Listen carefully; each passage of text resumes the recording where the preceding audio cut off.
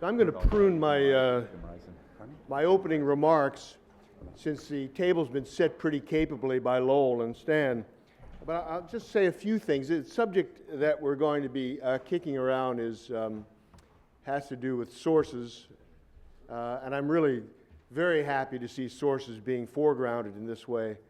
Actually, let me start by introducing the panel. From your right to left, first is Scott Shane, national security reporter for the New York Times. He's written extensively about targeted killing under the Obama administration and the debate over torture during the Bush administration. And his 2007 articles on interrogation, written with several colleagues, were finalists for the Pulitzer Prize.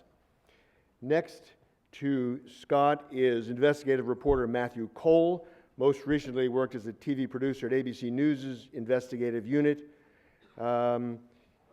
And there he garnered 2 Emmy nominations in 2011 for his coverage of the CIA and an al-Qaeda terrorist plot.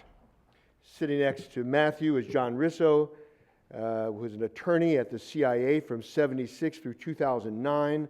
John served as the CIA's chief legal officer for 7 years after 9/11. Was a key player in the creation and implementation of all the agency's covert counter-terrorist actions undertaken in response to the 9/11 attacks. And seems to be the lone spokesman for the evil empire. Sitting next to John is attorney Lee Levine. Yes, sir. Lee Levine, described as the dean of First Amendment law. He's represented media clients for more than 3 decades and co-author of a widely used casebook. Lee teaches law at Georgetown. And next to Lee is Bob Baer. Bob spent 21 years in the CIA as a field operative. His memoir, See No Evil, was made into the Academy Award-winning movie Syriana. I want to apologize for the all-maleness of the panel. Fran Townsend, who was formerly with the Justice Department, was supposed to be here, but she had a death in the family, which opened up the panel to Bob Baer. And if you saw Syriana, you'll know that means we have surrogates in the room for both Al Pacino and George Clooney. And Bob is, I'm glad to say, is looking a lot better than he did at the end of Syriana. It was a drone strike. It was ugly. Last year, I offered some observations about the harshness of the prosecutorial counterattack on leakers and whistleblowers in the national security realm, and things have not gotten much better. And again, let's remember these were prosecutions undertaken in the absence of any of the usual motives normally you usually associate with espionage. The people who are being prosecuted are not spies, they're sources, as our previous 2 speakers reminded us. It's also in the absence of really compelling evidence of public harm to national security, and in a field where secrecy violations are routine instruments of news management and policy orchestration, there seems to be something disproportionate, even cruel, about this response, which is also kind of inexplicable. As Lowell pointed out, the disparate treatment given to Ellsberg, who was dismantling a war that the current administration at the time was busily prosecuting, as opposed to Manning, who is discrediting a war that the administration now prosecuting him has repudiated. I would also add, in terms of the media response, what I find continually baffling is the complicity of the media in pathologizing the sources in the WikiLeaks case. Pathologizing in explicitly sexual terms, Manning demonized as a kind of a gay guy who'd run astray, run off the rails, couldn't handle authority, didn't get on with his dad, and Assange as a sexual predator, heterosexual. And it's odd to me, the ease and the reflexive way in which the media have tripped into that without doing what I would like them to do, which is to examine what the impact of the WikiLeaks disclosures has been. You hear stories about how journalists and scholars all over the world are now routinely relying on these disclosures to find out about their own governments, not to embarrass ours. And I'm just waiting. The Guardian has made a few forays at that. I'm waiting for the Times or papers here to use their worldwide resources to talk about the informational environment post-WikiLeaks, to give us as citizens a chance to actually ascertain just how harmful this has been and whether it had impact beyond embarrassing or making certain public officials cringe. In any event, as I said, I pruned my remarks mercifully for you, but I want to go to the panel now and perhaps start with, I'm sort of very interested to see how this changed, what I perceive at least, as these changed and highly adverse atmospherics in the world of the source have impacted investigative reporting, particularly in the national security realm. So let me start with the overview question: what, if anything, has this done? And perhaps the subsidiary question is, does it affect the responsibility of the reporter to the source? Has it recast the issue, the duty of source protection that reporters have always embraced, at least in theory, and has it made that more compelling and more difficult to achieve? So, Scott, if you don't mind, I'll pitch that to you. And let me just say, the last thing I'll say is that we're looking for a lively discussion, not an orderly one. We'll do this for a while. Feel free to interrupt one another. Please, no filibustering, and then we'll stop at a certain point. I'll ask Stan Pottinger to come and join us. We'll take questions from the floor. So please, Scott. Sure. I'll try and keep this short. In January 2012, I was, scrolling absentmindedly through my email and suddenly saw the name John Kiriakou in the headline, in the subject line of an email from the Justice Department. I'm on their mailing list like everybody else. And John Kiriakou had just been charged with leaking to the press. He is a CIA officer, former CIA officer, served about 15 years, both on the analysis side and on the operations side. And he had become a source of me and a bunch of other people in Washington after going public on TV in 2007 and talking about waterboarding. And I must say it was a shock. You can imagine to see somebody who's been a source suddenly pop up in a Justice Department criminal investigation, criminal charges. And when I read down into it, I realized that I was identified as journalist B. I don't want to go into the gory details. If people want to ask questions, they can about the Kiriakou case. But to make a long story short, he's become the first CIA officer, former CIA officer, to go off to prison as a result of disclosing classified information to the American press in the history of the agency. And he's now serving 30 months at Loretto, Pennsylvania. He's got 3 young kids, and it's, among other things, an incredible tragedy for his family.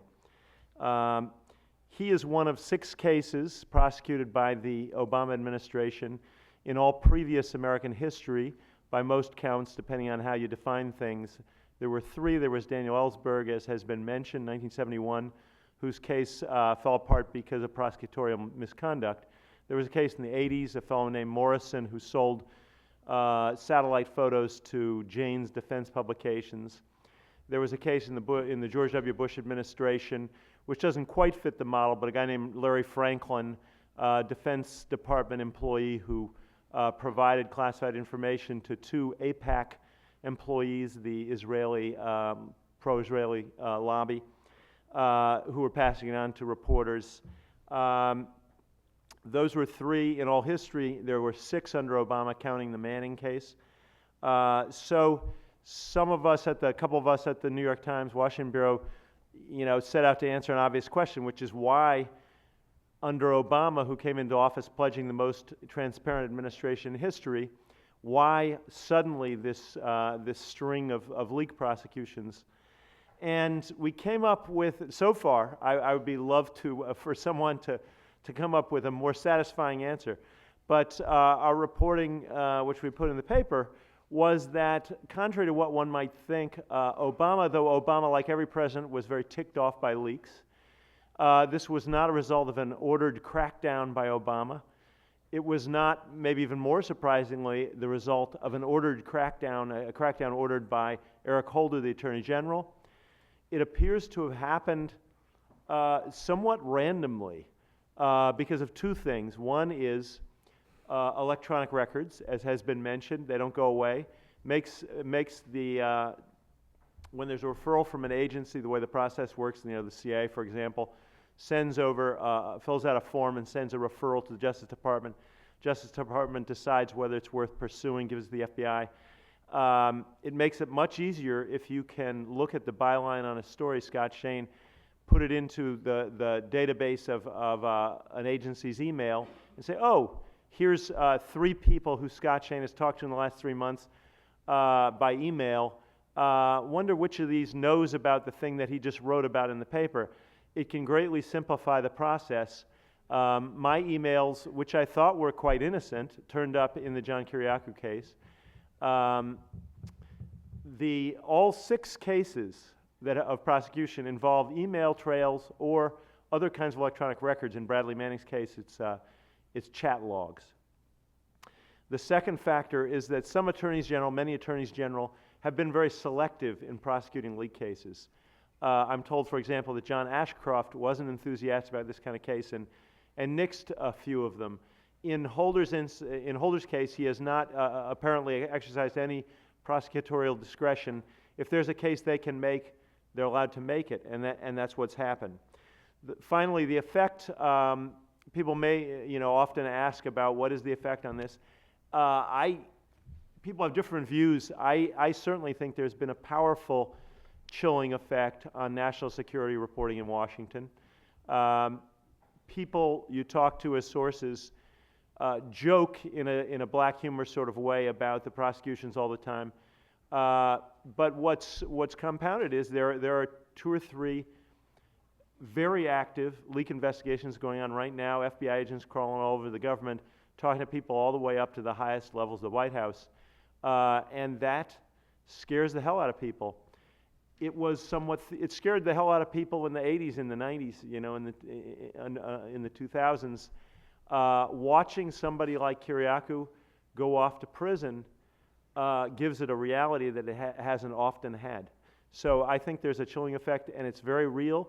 And the interesting question of the Obama administration is, did they intend this? Is this what they wanted to have happen? Is it a good thing for the society or not? I'll cut it off right there. Let me ask John Rizzo, maybe the chill is a good thing. Maybe the chill is what's been sought after. I don't know. First of all, I feel a bit of a burden here being the sole representative of the national security state, but I'll try to I'll try not to act too deranged here. One thing, I mean, I was a lawyer at CI forever, and I had to deal with leaks forever as I gradually rolled up the chain of command. I actually was a general counsel at the time, and I made the referral of the matter for which Mr. Kiriakou was ultimately found guilty.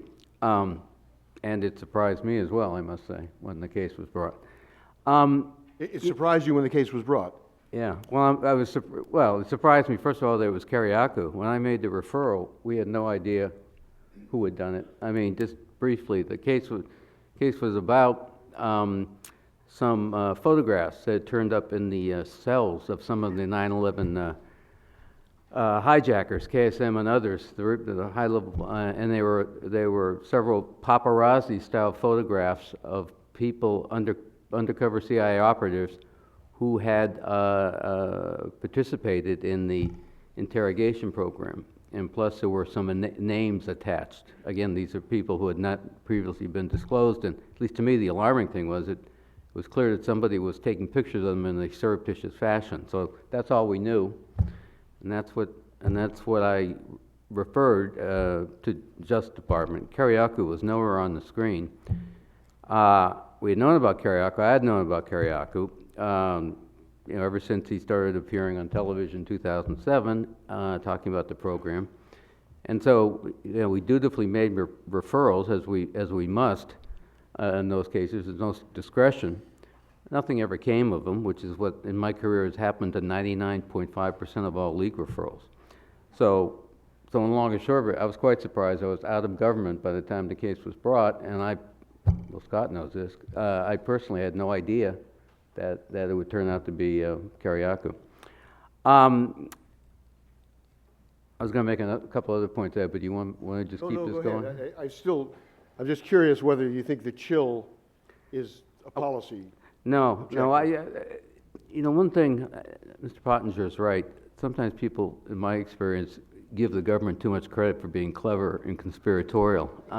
They certainly have given that to CIA in my career. I mean, we're not, I would not read too much into overall government policies or a grand plan. I mean, all of us in there, believe me, I did it for my whole career, you're faking it half the time. I mean, something comes up and you react. Sometimes years later, it comes back to haunt you. But no, I don't think this is a deliberate policy. I think what happens, and I served under 7 administrations, every administration comes in, Republican or Democrat, and they have all groused about leakers. I mean, it's bipartisan. Something about being the head of the executive branch, and all of a sudden it's your pop stand, and the leaks start getting reported from out of the executive branch activities. A White House and the president are going to get pissed off. So it wasn't terribly surprising to me that the Obama administration reacted the same way. It was somewhat surprising, frankly, that they have done it with such enthusiasm. But it happens. The other point I would make, just to maybe not to correct Scott, because I would never do that, but he did neglect to, in talking about past leak cases, and this always pointed out to me the irony and the almost perverse nature of leaks and how the government and the media have interacted with each other over the years. The major leak investigation during the Bush administration was the Valerie Plame leak, the leak of Valerie Plame's name by Robert Novak.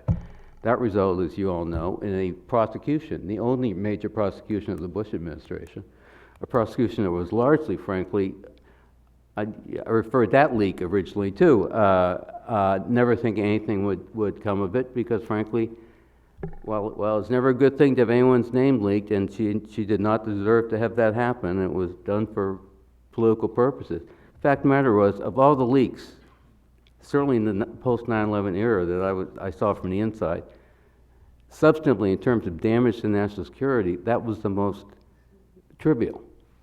And that was the case that wound up, Pat Fitzgerald come in, they subpoena reporters, they send Judy Miller off to prison.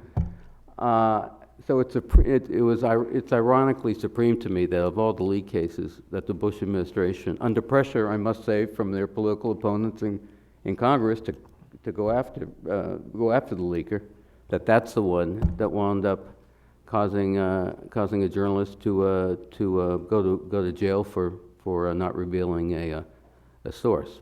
So I've just found the issue of leaks over the years just terribly, as I say, ironic, especially when you're on the inside. The final thing I would just say is to agree with what Mr. Pottinger said about Mr. Kiriakou. He was, in my experience, CIA leakers, and that's all I can speak for, CIA leaks. First of all, they're very hard to catch them, even in the CIA. In Mr. Kiriakou's case, I agree. He wanted to be a player. I mean, this is not a man did this for. He was no Daniel Ellsberg. He did not do it for whistleblower reasons. I'm convinced. I knew him a little bit, not well, that he just wanted to be a big shot, and he was clumsy about it, and he got caught. And that's the way it was in his case.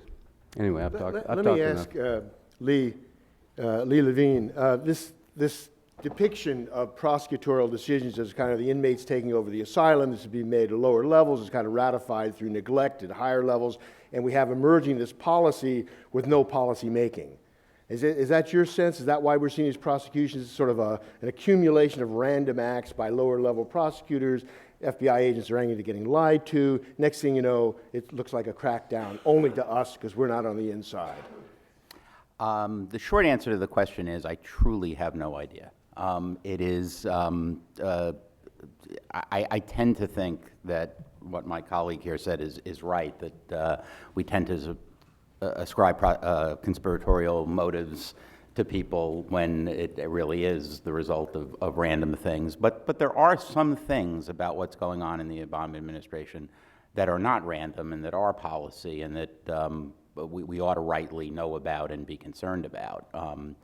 One is, with one notable exception that I'll mention in a second, what is significant about all of these Obama administration investigations is that they have done them all, save one, without attempting to subpoena a reporter. They have pretty clearly, deliberately decided that we are going to figure out ways to do this, to find out who sources are, to prosecute them and convict them without subpoenaing journalists, which is a big difference from what happened in the Plame investigation and what Pat Fitzgerald, for instance, chose to do. Now, that raises all sorts of other questions, the kind of stagecraft questions that Stan was talking about, and how, and the access to emails and things that Scott was talking about, and makes the issue of how one goes about protecting sources. We've now moved from the level of we need to keep our promises to we need to take precautions to make sure there aren't other ways of figuring out who our sources are that don't involve us. The other thing that I'll mention just briefly about the Obama administration is that they have deliberately, conscientiously, and I say this as somebody who voted for the president, who contributed money to his campaign, but they have deliberately decided that they are going to try to convince the courts that there is no such thing as a reporter's privilege, that the law does not afford protection. I mean, I sat there in the courtroom in Richmond in the United States Court of Appeals for the Fourth Circuit and heard a Justice Department lawyer in response to questions in the case of the subpoena to Jim Risen and the Jeffrey Sterling prosecution, argue to the court that the First Amendment does not provide any privilege to journalists to protect their sources. And that is a deliberate policy decision that had to have been made at the very highest levels of the Justice Department to make that argument. And that shocks me, frankly. We're still waiting. It's been about a year now, and we're still waiting to see how that decision is going to come down and whether or not the Fourth Circuit is going to say that there is a reporter's privilege or there isn't. And once that happens, one way or the other, there'll be the question of whether the Supreme Court is interested in taking that case. That is probably the most significant legal development with respect to reporter's privilege and the ability to protect sources that's going on right now. Well, just to goad you a little bit, if these prosecutions are being made without the complicity of the reporters, the reporter privilege has just been circumvented anyway, and the impact on investigative reporting and on reporting in these realms is just as deleterious. So why are we fighting yesterday's war? I think that's a really good point. I'm the lawyer, so I get brought in when somebody like Scott gets subpoenaed, and we deal with it from the legal point of view, but from the larger question of the practice of journalism and the ability to cultivate and use and effectively protect sources, I think you're right, that's yesterday's war. We now have to figure out, you all as journalists have to figure out ways to provide real-world protection to your sources so that they can't be discovered without your involvement at the back end in terms of a legal process. Let me ask a question about Kiriakou, and I'm going to direct this at Matthew Cole, even though you may want to duck it. When you read the accounts that have come out now, there's something kind of gleeful and reckless about his behavior that you kind of wonder as a reporter whether you might have should have been mindful of the fact that this was a guy who had just doused himself with gasoline and was handing you the matches. That there's, and I'm wondering whether it ever occurs to the reporter, and maybe I'll make this generic so as not to make you squirm, but whether it occurs to the reporter that what the source is doing isn't such a hot idea, that the source is engaged in behavior that's not going to work out very well. I remember David Carr coming to a panel that I was running back in Virginia, saying that you have these situations where you want to say to the source, listen, I know what you're telling me is good for me, but I'm not so sure it's good for you. And I'm wondering whether in this new kind of more constricted and more combative and more hostile environment for sourcing, for sourceness, whether there is a different kind of obligation on the reporter to look around the corner, to see down the line and around the corner and say, hey, hang on here. Or is that asking too much for you to be a PR consultant to the source at the same time you're trying to extract information from them. No, I don't think it's, first of all, I don't think there's anything new about that. I think that journalists have had to play a complex role with sources who are, whether they're whistleblowers or essentially committing a crime, whether it's breaking a non-disclosure agreement or revealing classified information. You are one half, essentially, of a criminal conspiracy. And although we can't be prosecuted and we're not legally held liable, the other side can be, and that has never really changed. I think that the real issue is, what do we do to help, what ethical, professional obligation do we have for our sources to help protect themselves? It's one thing if they talk too much. I mean, I think any investigative reporter knows that you have to be wary of a walk-in. You know, I think most of the time, in my work, it's me seeking someone else out. And that is a difference than having someone come to me, walk in and say, I've got this, you know, great amount of information that I want to share, and you have to assess that and figure out whether it's dangerous for them. But you've always had to do that. The real issue is, how do we protect them from hurting themselves? And in this case, in the Kiriakou case, you know, first of all, it's always, and I think Scott alluded to it, it's chilling when a criminal complaint comes out or an indictment comes out from the Justice Department and you're reading your emails. And it's even more chilling to know that you're reading emails that weren't subpoenaed from your account. And I think it really illustrates where we are right now in terms of how we have to think about how we communicate with our sources, how we meet with them. And let's leave aside, you know, Stan, I think, really said it quite well, but let's leave aside the issue of deep background and what the agreement is about attribution and how the information comes out. And let's just go with the sort of logistical issue, the utilitarian, which is what footprints are people leaving behind when they talk to you or communicate with you? And, you know, you don't think about those things, and then 4 years later, there's an indictment. And that's you know, my assessment is, when we're looking at why there are 6 cases now and why not before, is because now there's evidence available. There's more available for the government, for a prosecutor to go through and pick and choose. I happen to know that in the Kiriakou case, Fitzgerald set out to make sure that he could make the case without without having to call any of the journalists, and he didn't need to. And that, I think, is if you know, I don't want to sound like an advocate, but if there's one thing that I could stress to everybody, going back to the workplace, is we need to think of it that way, that these are criminal conspiracies and we have to think like we're some sort of, you know, involved in it from the mafia standpoint. How do we make sure that our sources don't leave their fingerprints on the things that they're giving us? And it's you know, in some ways, ironically, it means going the old-fashioned way, which is face-to-face. And, you know, phone calls, never emails. You know, in the Sterling Risen case, as much as the government has put out, at the end of the day, it's a really strong circumstantial case. They don't have Sterling on tape or on email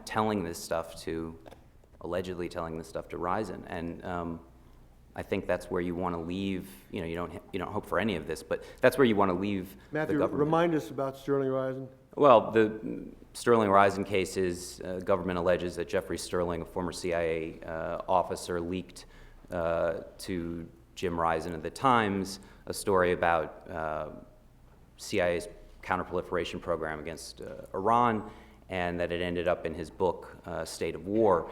And, you know, in the complaints and in the indictments, the government has put out an enormous amount of traffic between Sterling and Risen, phone calls, some emails. But even in the emails don't actually say anything. They allude to things, but they don't say anything. Maybe I'm incorrect, but my understanding is it's a very, very strong circumstantial case, but in some sense, that's where you want to be. You don't want to have them, you don't want to have your source putting things down, and you don't want to put anything down.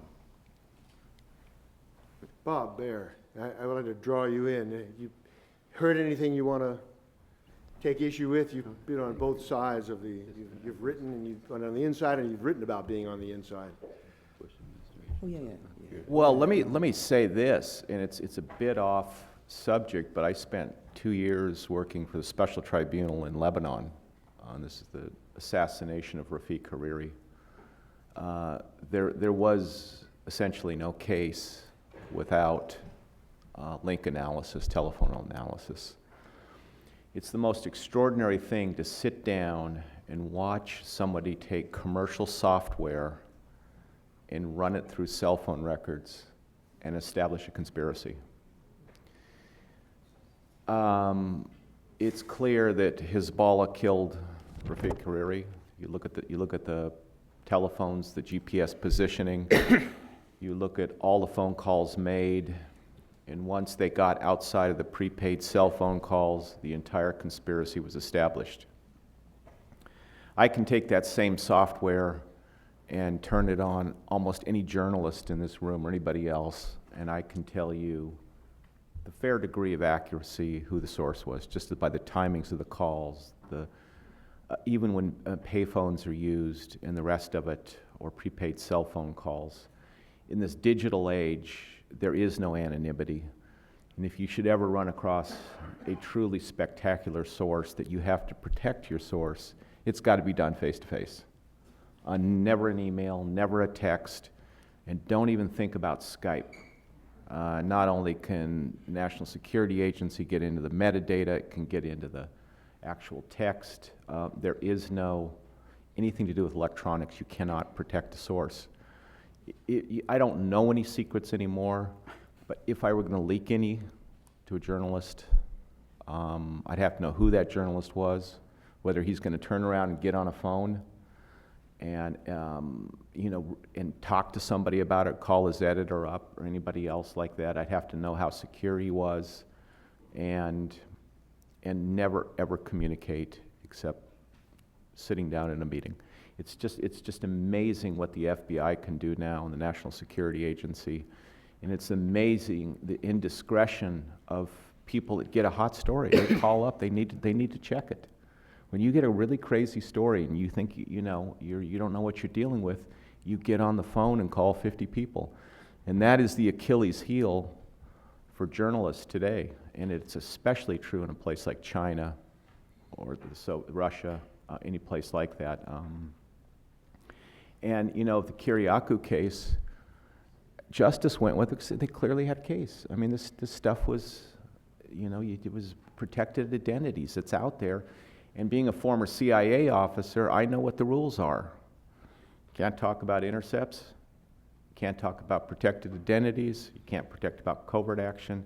You can't talk about cover positions. And the CIA has a strong case, as the Department of Defense. And if there's some smart attorney at DOJ wants to come after you, you'll go to jail. And it's that clear cut. At the same time, there is so much, having worked for the federal government, having tried to put conspiracies together, mostly failed and messed things up. I mean, we need the press to expose this stuff. There's just so much has gone wrong with Afghanistan and Iraq. And without things like WikiLeaks, it'll just continue on. So, it's for a journalist, it's a new era there, and he almost has to become a clandestine operator to protect sources. And if it's a good source, it's worth it. Anyone want to jump in on that? Well, I just want to say that a couple of years ago, I developed a source who was still semi-inside, and when he wanted to meet me, or when I wanted to meet him, I had a set of instructions that I had to follow. I had to show up if it was away from where I was living, let's just put it that way. I had to show up at my hotel, leave my phones behind. I would be told, I'm going to meet you at, we're going to meet at this restaurant or this coffee shop, and I was told that along the way there's going to be a gas station. I want you to go into that gas station and buy a pack of gum and then come, wait 10 minutes and then come. And it struck me as unbelievably paranoid. I was afraid that I had really made a tinfoil hat kind of source who was going to tell me that he was fairly certain that the instructions were coming from his molars, and it was and I had to really do a double take. And you know, one of the things over time when I did it, I complied with what my source wanted, and I would sort of go offline for a few hours and then come back. And over time with the source, it relaxed a little bit. But one of the things I learned from my source was that my source was someone on the inside who did this stuff, who did counterintelligence investigations of people inside the military and the agency when they suspected a leak or they suspected some sort of security problem. And he happened to live in a part of the country where there just were a lot of CI people out there. And you know, when you I think the thing about the Kiriakou case is that the threat has always been there. It's always been an issue that breaking, you know, if a source is breaking the law to give you information, there's always an inherent risk.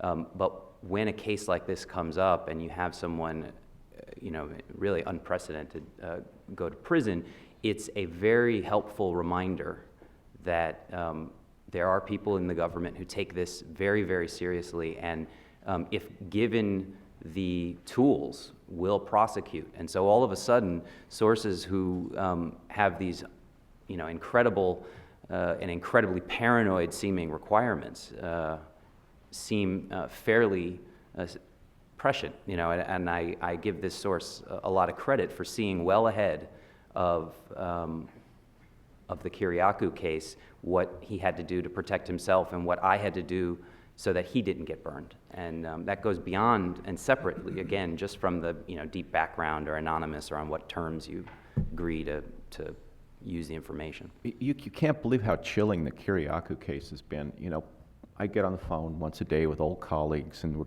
you know, we talk about people and, you know, promotions and who's going where. Since Kiriakou, people will not talk to me, old colleagues. I know the identities of people, their true identities, what their jobs were. They just will not say it. Inside the CIA, things are just shut down. People don't want to go to jail. And it's amazing the turn, the threshold we've crossed. Or the Jeff Sterling case. You know, it's another circumstantial case. People just do not want to go near the press or even talk to somebody like me who doesn't do investigative journalism. And we're talking about old friends. They will not mention names, very well-known names of very senior people, not knowing whether they're undercover or not. It's strange. Let me add a little bit more information to for folks who don't know the details of the Kiriakou case and just put it in context. I thought that I had in my emails to him never put anything that was terribly sensitive, but he was helping me find a guy that I was looking for named Deuce Martinez, who had been a CIA officer. Deuce Martinez had never served undercover and had been out of the agency for a while, and I had heard he was involved in interrogations, so I was looking for him. It's a very normal, you know, historically speaking, for anyone who's been around national security, it's pretty normal to find former government officials who might know about something. Since he was not undercover, I didn't think it was that big a deal, but ultimately, our back and forth about, he had found an old business card for Deuce Martinez and you know, read off the information to me, and then I couldn't find Martinez, and I'd send him an email saying, you got any other contact information for him? Anyway, it was taken to, ultimately was construed as confirming something classified, and the something classified was that the Abu Zubaydah capture and interrogation, he was the first supposed big fish caught after 9/11, that was well known, had been thoroughly reported, admitted by the government. And again, Deuce Martinez was not undercover, but the fact that Deuce Martinez had participated in the Abu Zubaydah episode was considered to be classified, and that was the charge that was you know, connected to me in the charge against Kiriakou. What he ultimately pleaded guilty to was revealing the name of a CIA officer who was undercover. And there was something contextual. You know, a lot of people say, well, you know, he knew he shouldn't have done that, and it's black and white, and now he's paying the price. But one, for people who do this all the time, it's not at all unusual to ask a CIA officer or a former CIA officer, who else should I talk to about X? And sometimes they'll give you names. Sometimes some of those names will be people who are still undercover. Some of them retired, because some people retire undercover. And the point on both sides of that transaction is not you're going to rush and put those names in the paper. It's more, here's a guy, find him, ask him if he wants to talk. If he wants to talk, fine. Presumably he'll talk on background. You won't expose his name. And my understanding is that that was what Kiriakou was up to, and that he did not anticipate that it would lead through a chain of sort of unpredictable circumstances to Gitmo and to exposure to the government. All I'm saying, to put that in a larger context, what is classified has always been somewhat fuzzy, but I think is fuzzier today than it's ever been before. And let's just use the simple example of drone strikes and targeted killing. In court, the Obama administration has taken the formal position in freedom of information lawsuits that it can neither confirm nor deny the existence of any targeted killing drone program in Pakistan. But President Obama has gone on YouTube and CNN and several other places and referred to the precision of our drone strikes in the tribal area of Pakistan against Al-Qaeda. Is it classified? Is it not classified? You tell me. And so if you're dealing with a source, that's just another element that comes into the mix. The source may be unclear where the boundary is, and maybe it was always a little bit unclear on a particular topic, but the stakes appear to be much higher today. If he crosses over, unwittingly perhaps, this boundary, which is an extremely subjective thing, the consequences could be pretty dire. I'm sorry, I can't could I just make one Please. point about the Kiriakou case in terms of lessons learned? And they say I'm the fellow who made the original referral on what turned out to be Kiriakou's, led to Kiriakou. And so I was retired by the time the cases were up, but I have a theory, having worked with Justice Department, FBI over the years, from an agency on leak investigation. I could never prove this, and I suppose no one would ever admit to it, but if you're a leaker, here's my advice: don't lie to the FBI, because that really pisses them off. If you get in there, they interview you, and they do that, and you basically deny that you revealed the name. I mean, to my mind, I think that energized them. Well, in the old days, they might not have had, I have had sources in the 90s, for example, who were questioned by the FBI, lied to the FBI about their contacts with me, and the FBI went away, scared the hell out of them, and that seemed to be part of the purpose, and no case was brought. Today, if someone who has been a source lies to the FBI may well be sitting on a pile of emails. Which they were, I Yeah, think. which they were. Yeah. Just for information, we invited Pat Fitzgerald to come. He wanted to come. He had some personal reasons why he couldn't. But when I asked him questions about the case, he said, number one, he didn't want to bring the case. He was leaving the government at the time just on a personal level.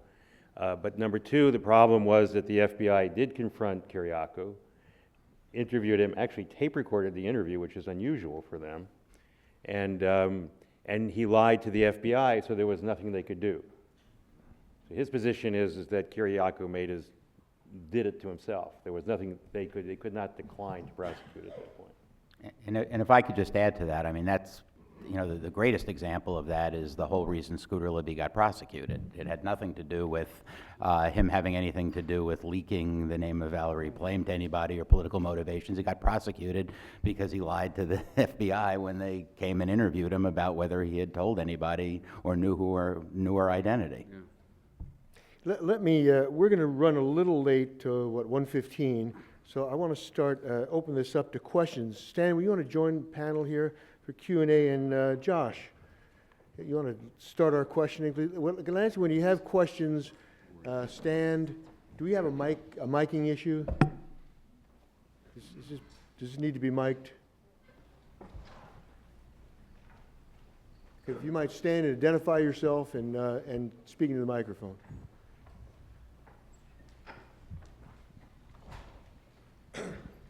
Yeah, my name's Josh Meyer from the Medill National Security Journalism Initiative, and I feel your pain. I know how disconcerting it is to read indictments and see that one of your sources, that emails are in there. I think we've talked a lot about how you need to take extraordinary precautions right now to protect a source, but Bob, you mentioned something very interesting, which is, it's what you do with the information after you talk to the source. Even if you, put a potted plant out on your balcony and meet the source in a garage or something like that, what do you do in terms of protecting people and protecting yourself when you're trying to take that information and run it to ground and talk to other people?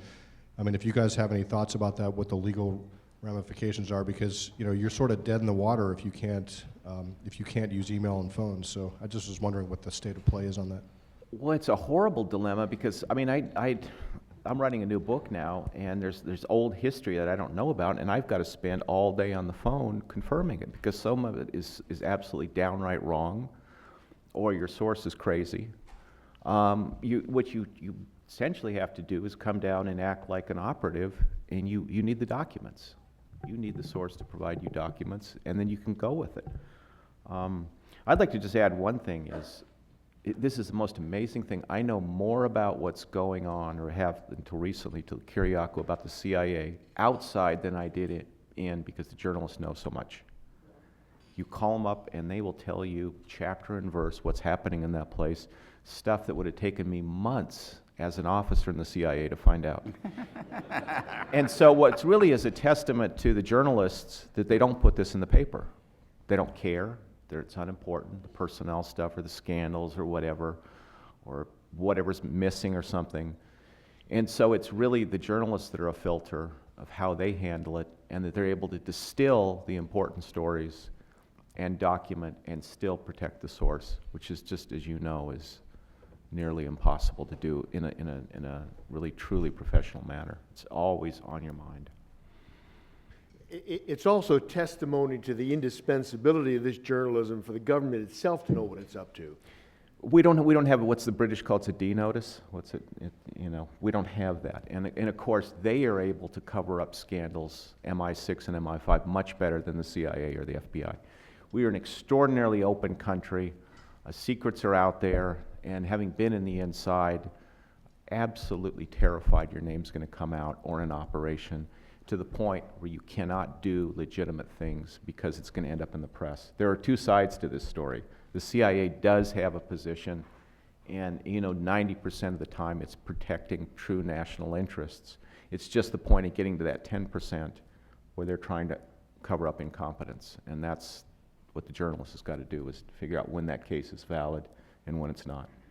So when have you seen instances of what you thought was overzealous reporting that did real damage? Ryzen. I mean,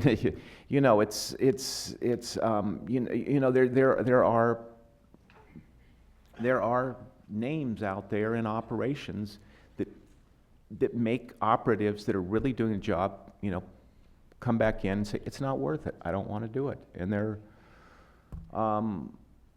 you can go back to, the CIA assassination stuff. It was all very titillating back in the 70s, the Church Pike, but ultimately it was all aspirational, and no one ever did anything because it wasn't possible, and it was all sort of stupid. But then you have the Bay of Pigs, which was an act of idiocy, which was opposed inside the CIA, people who knew what they were doing. And it was, I don't know, when you see it, it's like pornography.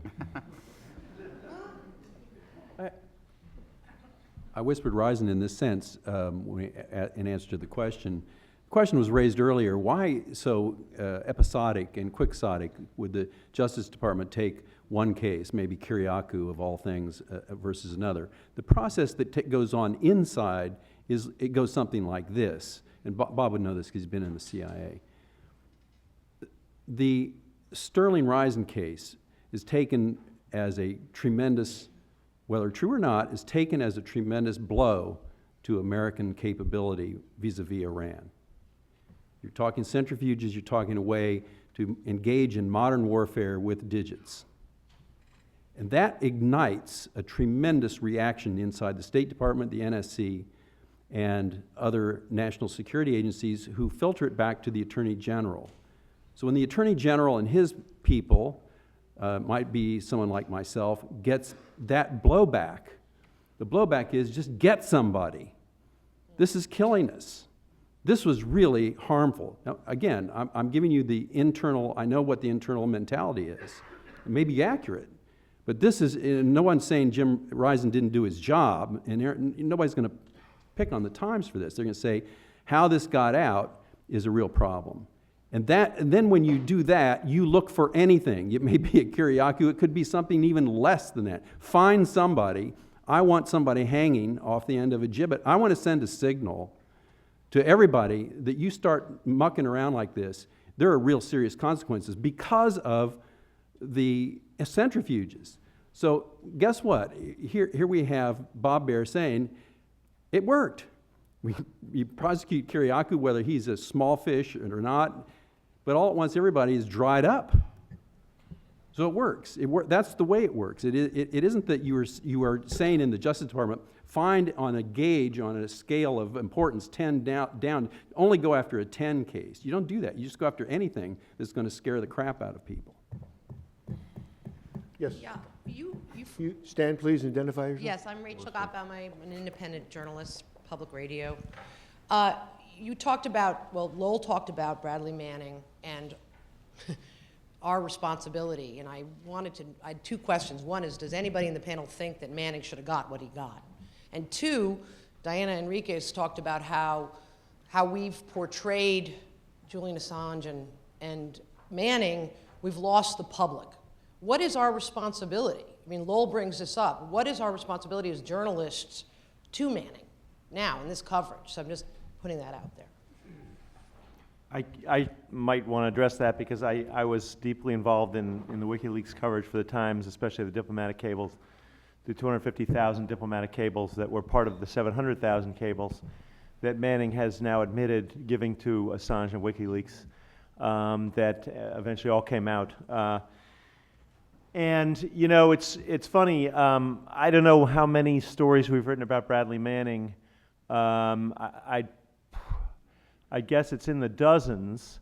In terms of major stories, you know, front page stories, certainly a smaller number. I've spent a lot of hours out at Fort Meade, and a colleague has as well, watching, you know, these hearings, all pre-trial now. He hasn't yet gone on trial. As Lowell mentioned, he's admitted to crimes that could put him in a military prison for as long as 20 years. But it's not part of a plea deal. It's a sort of a strange procedure.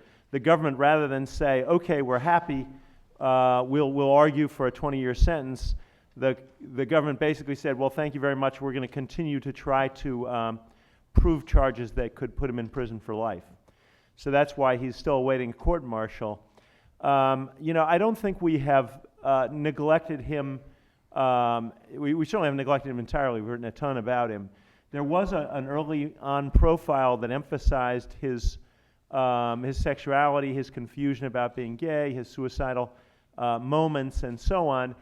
And that, you know, in retrospect, I think, you know, you could certainly argue that we paid too little attention to the inchoate and maybe a little bit juvenile but genuine political motives that are evident in the chat logs, the famous chat logs that he engaged in that are public now. But we you know, it's tricky dealing with the military. You have to sign up weeks in advance to cover these hearings, and most of them are not terribly newsworthy. And as a result of that, we actually missed and had to use a wire story for the first time that Manning really spoke out. Fortunately, we were there for his long confession, I guess you could call it, a long statement that he insisted on reading to the record, where he admitted doing what he did and explained a little bit of his motivation.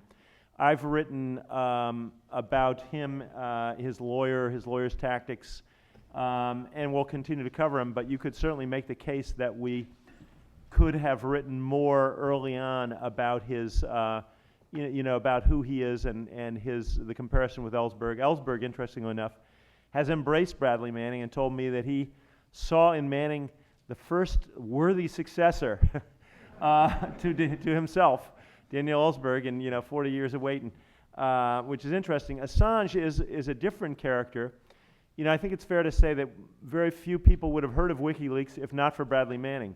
Bradley Manning put WikiLeaks on the map, and they're going to wait a long time before they find another Bradley Manning, I suspect. And Assange is a very difficult, kind of colorful character. Sorry, and perhaps it's easy to sort of paint him in mixed colors. But this is also tricky for us because these guys are sources, of a sort, indirect, but they are also men in the news, people in the news, and so sometimes your instinct to write about them in a kind of perhaps colorful way, warts and all, conflicts with your instinct to protect your sources and to send a message out there to the future Bradley Mannings that, we encourage you to provide us with information. Questions? Yes, Sir. I'm Calvin Sims. I'm with the Ford Foundation.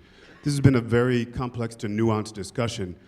I'm wondering how all of these examples, many of them imperfect, and all of the responsibilities that have been articulated on the part of the journalist to the source, the government to protect national security, how does all this get translated in the copy and in the report to the public? Because it's the public ultimately that needs to understand all of these complexities. And I'm wondering how you would actually portray all this for a public, given WikiLeaks and all that we've talked about, so that they're better informed on how all this information came about and how to actually gauge it.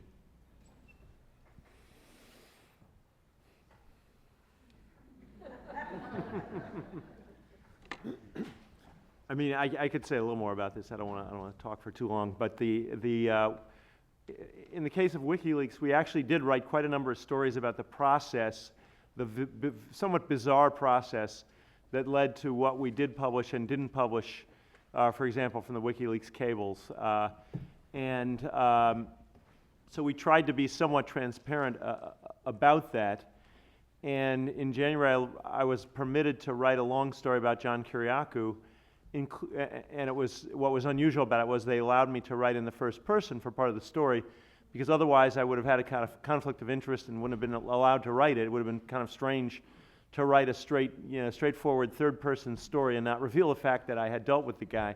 So they allowed me to write a long story that was partly about how I got to know him, what our interactions were, and so on. So we have tried to be, in a somewhat non-traditional way, a little more transparent about our dealings with sources in these complicated situations.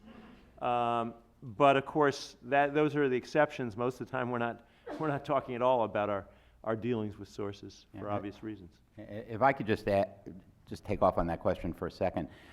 There's another cross-current here that we haven't talked about, which is what I kind of call the Jason Blair phenomenon, which is that at the same time that there is this sense that we need to be more careful in the way we protect sources, and we need to deal with issues of tradecraft and being able to trace them. There's also this sense that we need to be more transparent with readers about who our sources are and where our information comes from, because otherwise we lose credibility when we rely on these confidential sources who, once every 15 years turn out not to have existed. And you find at the same time news organizations are adopting these policies that talk about how we have to be as specific as we can in identifying sources, coming as close to the line as we possibly can and describing them in the stories without revealing their names, which is of course all the kinds of circumstantial information that those who would try to figure out who our sources are looking for. And then at the same time another part of us is talking about how we're going to disguise and protect and not divulge too much information so that we can protect who these sources are. It is a dilemma that's existed for a number of years and continues to exist, and I'm not sure it's one that's ever been satisfactorily worked out. If I could just jump in, it's a terrific question because these instances are really, they pose novel ethical problems. And the Times has certainly tried to address its relationship with Assange, but I mean, I'm not alone in having found some of the things that the Times did to be more understandable as expressions of institutional self-interest and self-defense than transparency. And certainly the Bill Keller, your former executive editor's, what I thought disgraceful cover story in the Times Magazine that pilloried Assange seemed like an attempt by Keller to distance the institution from the person on whom they relied. And I think it was a very troubling moment in Times journalism, my opinion. Do you want to take that on, Scott? Yes, I'm Bill Gertz with the Washington Times and Washington Free Beacon. As someone who's made a career on getting some pretty good leaks, and I was subpoenaed unsuccessfully for 18 months, I think one of the issues that really needs to be addressed is that these actions by the government really represent an assault on press freedom. And because the media is not really homogeneous, it's really, there needs to be a much greater effort to defend press freedom than there has been. And just as a side note on the Kyriakou case, I was reporting on the photographs found in Gitmo on that case, and I found out 6 months before he was arrested that they were focusing on him. And I only had one source, and I was not really able to develop the story, so I decided to have lunch with him, and I met him at Charlie Palmer's Steakhouse, and I asked him, I said, "Did you leak these photos?" And he said, "Oh, no, I would never do that." And so I was kind of at a loss to report on the story. In fact, I never did report on it because one of my theories is the less written about leaks, the better. It's just bad for business, but that was kind of my experience. Thanks.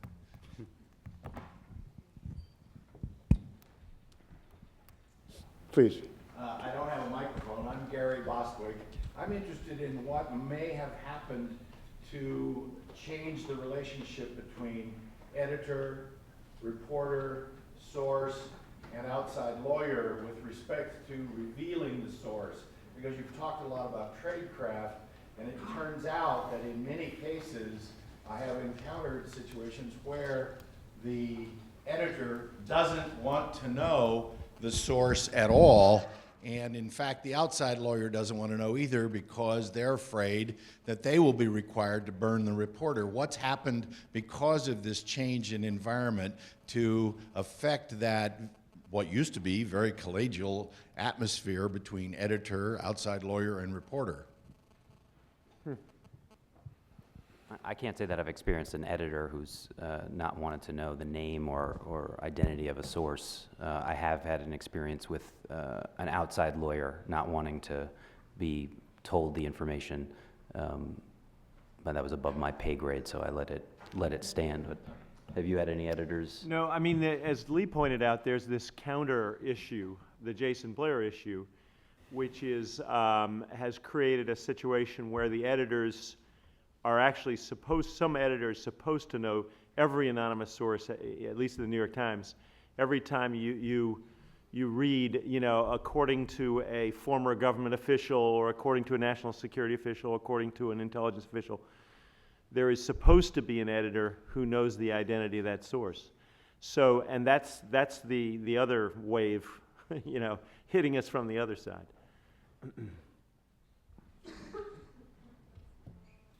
My name's Daniel Denver. I'm a reporter at the Philadelphia City Paper. And I was wondering, this is a very interesting panel, but outside the national security context, for those of us doing local or state reporting, to what degree should I be concerned about powerful business or political figures being able to really simply just hack into my email and figure out who a source is? A lot. You should be really scared. You should be more scared. I can call a private investigator right now and find out where you had dinner last night, or off your Visa card, off databases, and what cell phones were in the vicinity and the rest of it. It's amazing when you look at these people, what they can do with private industry, with a little bit of money, how you can run sources. It's scary. Yeah, I'd be really scared. I'd be more scared of private industry than I would the government. I think that's really important, and I agree. I think if you're covering the local courts and you get a leak on a grand jury investigation, you're more likely, if you're covering big oil and someone breaks a non-disclosure and gives you a document, they're more likely to be screwed because they don't have the constraints the government does, and they're nasty, and they will go after, and they will find your source. That goes without saying, and your source will be fired and all of that. It's more, I mean, the national security is a niche, and it's always had attention because it's necessary for democracy, but it's often breaking the law, but it doesn't really, it's for the better, and but businesses don't see it that way at all, and or corporations. So if you're covering local power brokers and companies, I would be more terrified. I would be far more paranoid than I am. And from a legal perspective, I'd expand that to anybody outside the government. We spend most of our time here talking about the legal issues surrounding confidential sources with respect to national security reporting.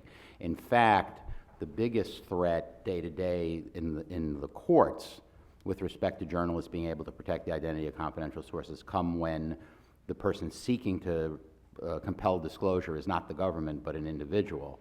And one of the reasons for that is, as Stan mentioned when he was talking, the Justice Department has these guidelines that were formulated during the Nixon administration that make it very difficult for a line prosecutor to get authority to issue a subpoena to a journalist to disclose a source.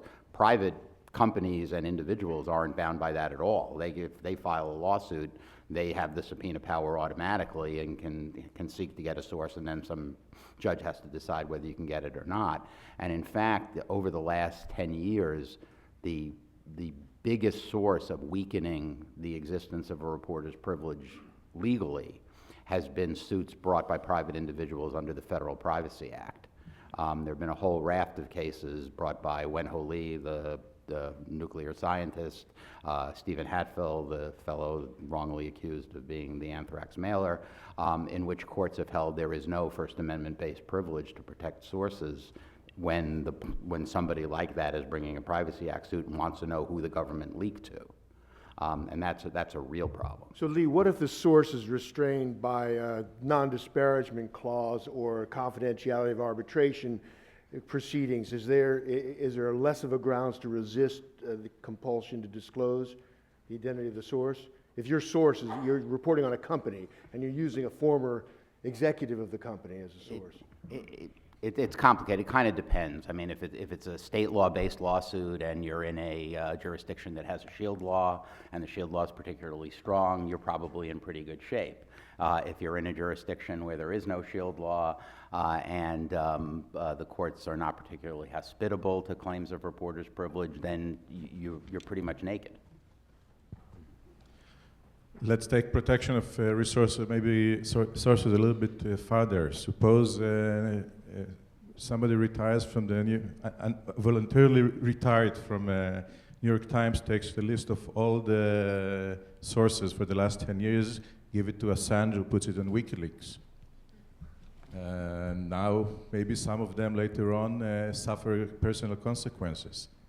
Do they have a case against the reporter, the newspaper, against Assange? It's not the government. Now it's ourselves. The leak is inside. If I understand the question correctly, I think the question is whether you can sue the reporter for disclosing your identity. Is that really the question? I'm saying somebody got a list inside the New York Times, came out, the list of all the sources in all the investigative reporting in the last 10 years for all the stories that we have, and decided to publish it. I don't know, 2,000, 3,000, I don't know how many names. It's on WikiLeaks as an example. Anywhere, it's published out there, exposing all of them. Yeah. To my knowledge, there is no such list in the New York Times. Thank God. I think we want to keep it that way. You have time for maybe 2 more questions? I'd just like to know from you, Mr. Rizzo, what do your colleagues say, the people you talk to, where you used to work, about all of this, about what's going, about Kyriakou, about... I don't think he's allowed to say. No, I'll talk. They all do.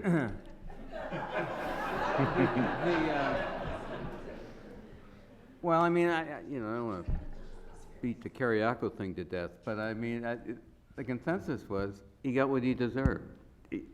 You know, you don't leak a name. You know, a whistleblower, someone who's trying to expose wrongdoing in the government, leaking someone's name, undercover name, does not, unless that person is engaged in something totally egregious, what greater purpose does that serve? So I think I'm sure there was very little sympathy for Kiriakou. And let me just reiterate again, when he was talking, and he was talking on the record, he wasn't leaking, he was on television, talking about the interrogation program, which of course, at first he was rather inconsistent about whether he was supporting it or not supporting it. His story seems to change, but I mean, we had to refer those to justice, but I mean, I know in my head nothing would ever come of it. But leaking a name, it takes it inside CIA, it just takes it to a different level. That's personal. I'd like to second that. It's absolutely clear. It's not ambiguous. It's not sometimes. It's just never leak a name, never leak intercepts, and a couple other things. And you were told coming in and leaving that this is a violation of national security, and it's not to cover up wrongdoing. You just don't do it. And if you don't like it, something's going on, you go to Congress. Of course, if no one leaks a name, we'd never know who does anything or who works there. So it's there's an inherent tension with finding out. Well, I don't you don't need to leak names to know. I mean, and we'll tell you how to do your business. But in any event, I mean, beyond that, the notion inside against CIA is in the media. You know, it's sort of fascinating. Everyone grouses for 35 years about leaks. We got to, nothing stays secret. And then, CIA gets frustrated. People in CIA get frustrated. At the same time, and Bob actually has got a better perspective on this than me, probably. There's a certain fascination between CIA and the media. I mean, it's this, and neither of them, I don't think, would fully want to admit that. But they're both the idea of collecting sources and protecting sources. And so I think there's inside the CIA institutionally, the career cadre, there's sort of almost grudging admiration and respect for the media because they see a certain similarity in tradecraft or I mean, I always thought it was fascinating and underreported, by the way. You're jealous? I'm jealous of some of the media sources, sure. Hi, yeah, I'm from the UK, and I've got a question really from our perspective. I would stand up, I'm on crutches. I'd love to. It's kind of embarrassing for us both now. I mean, Lowell said earlier, if you get in trouble, then get an employer, and that's fine, unless your employer, of course, is News Corp, who've handed over their computers, their emails, and every piece of information to the police. I'm just wondering sort of your thoughts of that. I mean, it was handed over to the Met Police, of course, then having to investigate themselves because it was many of their own officers, prison officers, who were revealing information, who were the sources of stories, topping up their salaries, and you're talking about sort of significant cases, things where there's a debate about the national interest. These were stories whereby really it could be argued that they were about titillation, they were about selling newspapers, they were selling details of where grieving parents would be mourning their daughters, pictures of the inside of cells of child killers in prisons and that kind of thing. I really was interested in the balance between the journalist protecting its source and being able to do that, and the privacy of the individuals affected by that.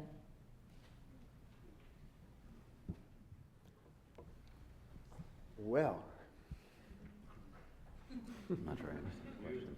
All right, I'll take a shot at the corporate, having an employer aspect of that.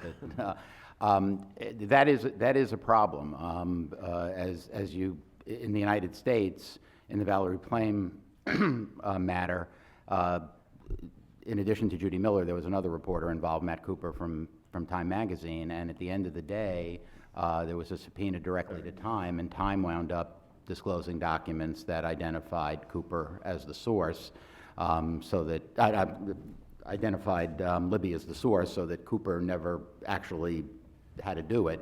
The Time did it for him, and that raised a whole bunch of questions about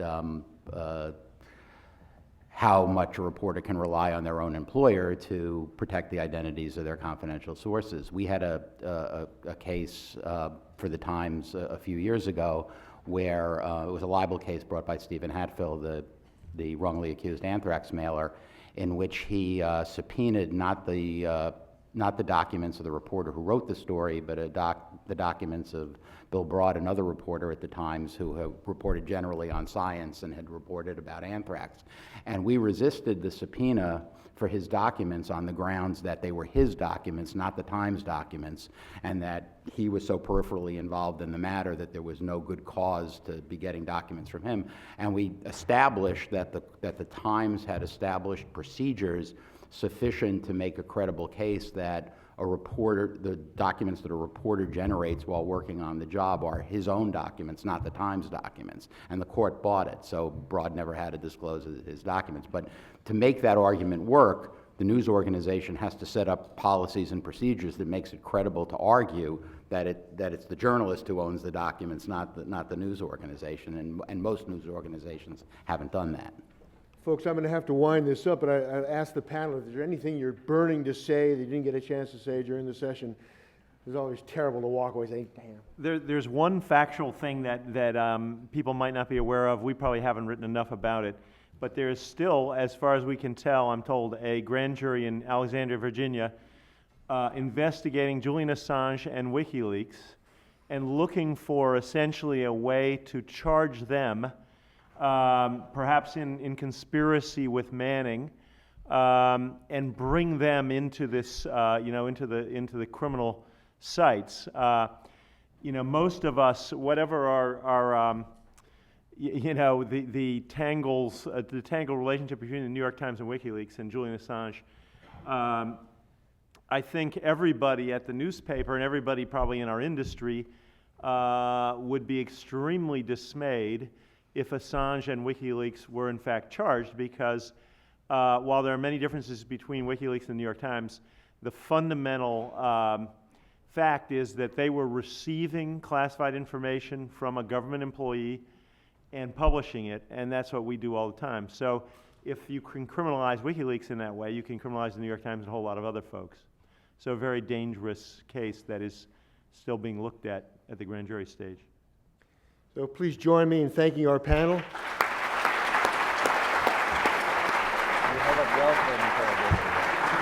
I was thinking waterboarding. And now it's lunchtime.